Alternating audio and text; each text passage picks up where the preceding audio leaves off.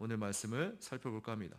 자, 30절에 보면 자, 지금 사공들이 왜 도망하고자 했냐는 거예요.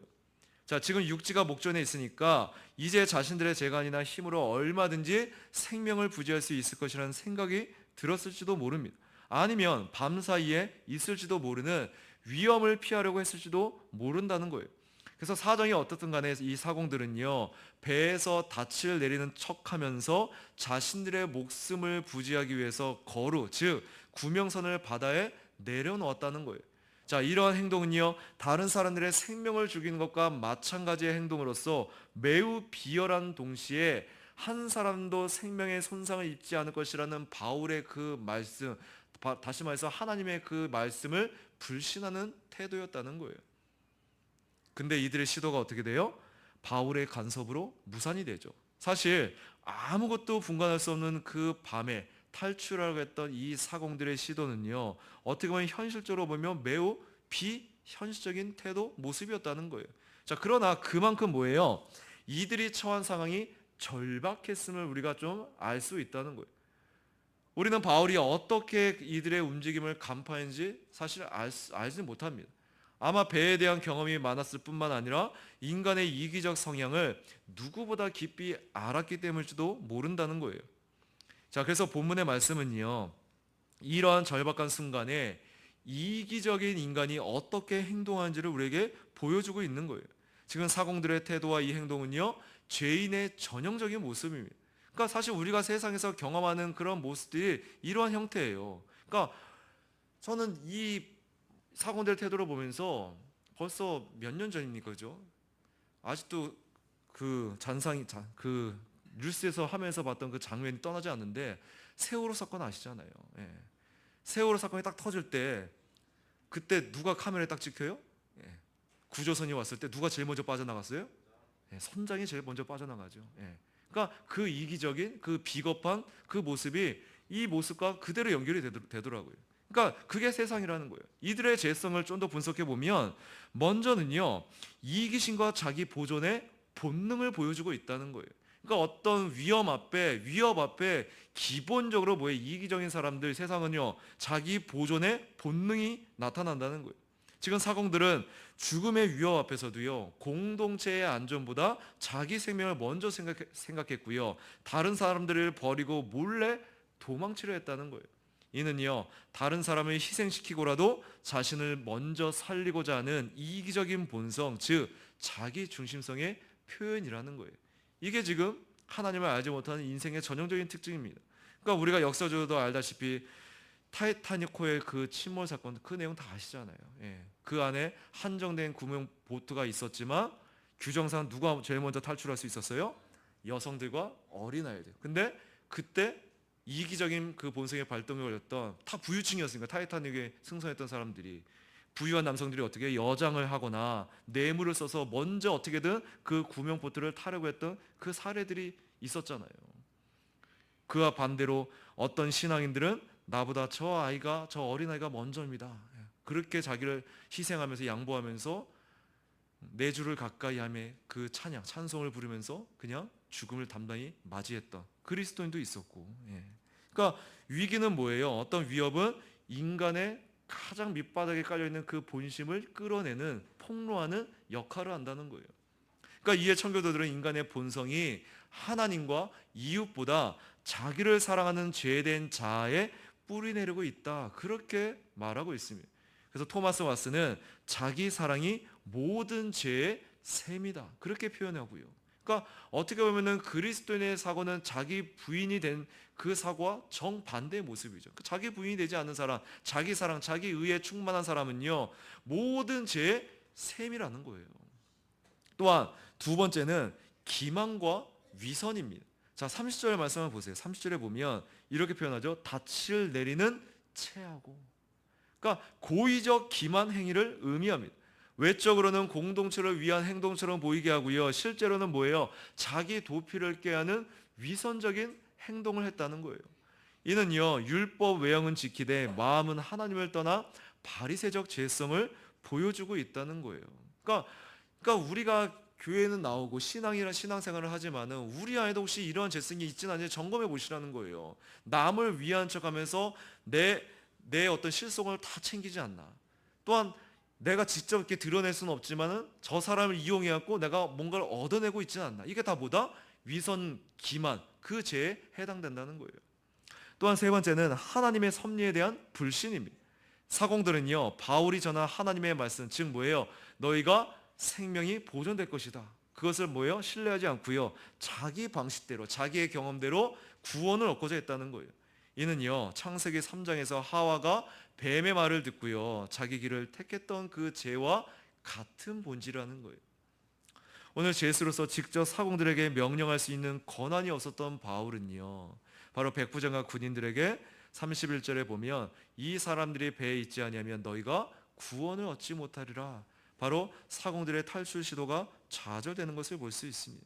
바울을 신뢰한 백부장 율리어의 명령을 받아서 군인들은요, 사공들이 내리려고 했던 거룻배에 줄을 끊어버립니다. 그리고 거룻배는 이 큰 배에 타고 있는 사람들이 해안으로 갈 수 있는 유일한 수단임에도 불구하고 이 배들을 바다에 버리는 것, 상황이 뭐예요? 점점 더 악화될 수도 있는 행위였지만 이는 백부장이 바울을 얼마나 신뢰하고 있는지를 보여주는 장면이기도 하다는 거예요. 그러니까 이미 이방인이었지만 백부장의 이방인이었지만 바울의 말, 바로 하나님께서 그렇게 하시겠다고 했던 그 말을 이 율리오는 믿고 따랐다는 거예요. 그러니까 우리는 여기서 바로 세상적 인간과 복음적 인간의 차이, 다시 말해 자기 중심성과 하나님 중심성의 대조를 생생히 우리가 볼 수 있다는 거예요. 자, 선원들은요, 자기 생명을 보존하려 했고요, 반대로 바울은 다른 이들의 생명을 책임졌습니다.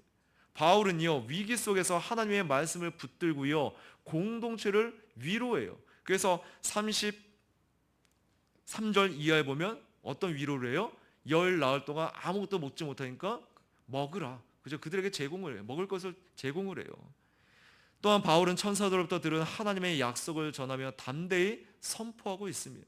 배가 깨어질 것을 알면서도 끝까지 배 안에 머물며 모든 이의 안전을 위해 행동한 그 바울의 모습을 보시라는 거예요. 이에 리처드 십스가 이렇게 표현합니다. 하나님을 신뢰하는 자는 폭풍 속에서도 평안을 누린다. 왜냐하면 그는 배가 아니라 선장의 손에 자신이 있음을 믿기 때문이다. 바로 선장의 손이 누굴 가리켜요? 하나님이시죠. 하나님의 손. 오늘 여러분의 위기 앞에 도망치는 선원입니까? 아니면 바울처럼 기도하며 그 공동체에 책임을 다하는 그러한 바울의 모습입니까? 그러니까 너무 거창하게 생각하지 마시고요, 공동체 안에서 과연 교회라는 공동체, 또 여러분이 속한 그 공동체 안에서 나는 과연 어떤 위기 앞에서, 나는 어떤 경제적인 여러 가지 위기가 찾아올 수 있겠죠. 문제들이 있겠죠. 그 앞에서 오히려 위로하고 오히려 기도하며 격려하는 그러한 책임자의 모습이 더 가깝냐는 거예요. 아니면 반대로 선원들의 모습처럼 공동체는 상관없이 내 살 길만, 또는 내 가정만, 내 자녀만 그렇게 그냥 똘똘 그냥 공동체와 상관없이 전혀 남인 것처럼 먼저 내 이속을 다 챙기고 그렇게 행동하는지 한번 보시라는 거예요. 또한 자기 경험을 의지하는지 아니면 하나님의 말씀을 더 신뢰를 두고 있는지. 그러니까 선원들은 자기들의 경험의 밑바탕에서 그렇게 야반의 위선적인 모습을 보이면서 자기의 생명을 보존하려고 했던, 그게 뭐예요? 다 자기의 경험이 있었으니까 거기에 바탕으로 했지만, 하나님의 사람들은 어때요? 자기의 경험보다도 하나님의 말씀, 하나님의 주권적 섭리에 먼저 엎드린다는 거예요. 또한 이제 33절에 보면 이제 바울이 음식을 먹으러 권하자 그 권유에 따라 사람들이 이제 음식을 먹는 장면을 보여줍니다. 지금 바울이 날이 셀 무렵 모든 사람들에게 음식을 먹으라고 권유한 것은요, 날이 새면 감행될 상륙 과정에서 발생할 수 있는 비상사태에 대비하기 위한 그의 현명한 판단에서 비롯된 것이었습니다. 또한 열 나흘 동안이나 사람들이 굶주려 있었다며 한번 생각해 보세요. 설령 배가 안전하게 육지에 도달했다 해도 그 상태로는 뭐예요? 거의 쓰러질 수밖에 없는 그러한 상태라는 거예요. 그래서 바울은 기진한 상태에서 음식을 먹으려는 생각조차 하지 못하고 있는 그 사람들에게 먹어야 살 수 있음을 지금 뭐예요? 상기시키고 있는 거예요. 그리고 이 같은 바울의 확신에 찬 위로와 권면에 적지 않은 사람들이 두려움과 불안감에서 해방되었을 것입니다. 자, 그렇습니다. 이러한 바울의 행동에 대해서 우리가 생각해 볼 것은 복음의 사람은요, 사실 뭐예요? 어떤 위기가 찾아졌을 때, 어떤 문제 앞에서 뭘 선택하는 사람이다? 섬김을 선택하는 사람이다. 그러니까 이게 뭐예요? 자기 자신에게 초점을 두는 것이 아니라 항상 그 생각과 마음이 다른 사람, 공동체의 생각을 가지고 있기에 이런 행동이 나올 수 있는 거예요. 그러니까 제가 제목에서 밝혔잖아요. 성품, 복음의 사람의 성품은 위기 앞에서 더 빛난다는 거예요. 그러니까 과연, 그러니까 사실은 크고 작은 어떤 강도의 차이가 있지만은 우리 교회도 지금까지 여기까지 거쳐오는 과정 속에서 어떤 위기들이 있었어요. 그래서 성도들이 떠나가고 다 그 어떤 문제 앞에서 뭐에 부딪히는 거예요, 결국은? 지금 자기의 어떤 경험 또한 가장 핵심은 뭐죠? 다 돈이었죠. 파고들면 직분을 받았어도 근데 자기의 경험과 자기의 이해되지 않는 것과 자기가 어떤 합리화시키면서 결국은 뭐예요? 하나님의 주권을 섬기는 온데간데 없고 자기의 어떤 기준에 자기의 경험에 빗대어서 그냥 교회를 그냥 옮겨버리고 나가버리잖아요. 그냥 나가나요? 아니잖아요. 남아있는 교회에 피해를 끼치고 그들은 뭐 떠나가면 그만이라고 하지만은 오히려 남아있는 교회는 그 수습하며 또 돌아보며 또 어떻게 보면 추스리고 더 어떻게 보면 연약한 성도들을 또 흔들려진 않았나 또 돌아보면서 그런 시간들을 우리가 거쳐오면서 결국은 우리는 뭘 놓치지 말았어야 되는 거예요? 하나님의 주권적 섭리. 그러니까 그들은 뭘 지금 생각 안 한다? 항상 부딪힘이 있으면 하나님의 주권을 섭리는 온데간데 없고 자기의 경험과 자기의 어떤 기준을 내세워서 자기를 합리화하며 그렇게 엉뚱한 또는 하나님과 멀어지는 그러한 결정을 하고 만다는 것이죠. 자, 그래서 복음의 사람은요, 위기 앞에서 뭘 선택한다? 섬김을 선택하는데 그렇게 선택할 수 있는 그 마음의 내면의 중심이 뭐가 있기 때문에 항상 자기 자신에게 있는 것이 아니라 바로 다른 사람의 유익, 더 나아가서는 무엇이 더 하나님의 앞에 올바른 선인가? 항상 하나님의 뜻에 초점을 두기 때문입니다. 그래서 바울 역시 자기 생명보다 공동체를 먼저 생각했고요. 이는 그리스도의 섬김의 영으로 충만한 자의 모습이었다는 거예요. 그래서 찰스 스퍼전 목사님은요, 런던에 그 전염병이 돌 때 병든 자들을 찾아다니며 신방하며 복음을 전했던 그러한 그 시절에 그 시기에 한 성도가 이렇게 그 목사님께 질문했다는 거예요. 목사님 위험합니다. 전염병이에요. 피하셔야 됩니다. 그런 말을 들었을 때 이렇게 대답했다고 얘기합니다. 그리스도께서 내게서 도망치지 않으셨듯이 나도 이들에게서 도망치지 않을 것이다. 왜요? 바로 목자로서 그 양을 돌보는 책임이 있기 때문에. 그러니까 자기 자신보다 뭐가 초점을 뒀다? 공동체. 그게 바로 하나님의 사람, 복음의 사람의 특징이라는 거예요. 또한 복음은요, 이기적 본성을 이기는 능력이라는 거예요. 지금 그리스도의 복음은 우리 안에 이기심을 깨뜨리고요, 사랑과 담대함의 열매를 맺게 한다는 거예요. 그게 갈라디아서 5장 22절에 나오죠. 지금 바울은 그리스도의 십자가를 따라 자기를 버리고요, 다른 이들을 살리는 구속사적 삶을 살고 있음을 지금 우리에게 보여주는 거예요. 자, 오늘날 우리는 어떤 시대에 살고 있습니까? 위기라고 그래요. 이기심이 넘쳐나는 세상. 정과자가 정치를 하고 정과자가 그냥 뻔뻔하게 그냥 말을 바꾸면서도 그냥 그 사고가 부끄러움을 모르는, 근데 그런 사고가 지금 대한민국에 만연해 있는 사고잖아요. 자, 그렇게 이기심과 또한 뻔뻔함과 죄가 아닌 것처럼 그렇게 여기는 그런 세상에서 교회는요, 바울처럼 공동체를 품으며 섬기며 살아야 된다는 것을 우리에게 보여주고 있습니다.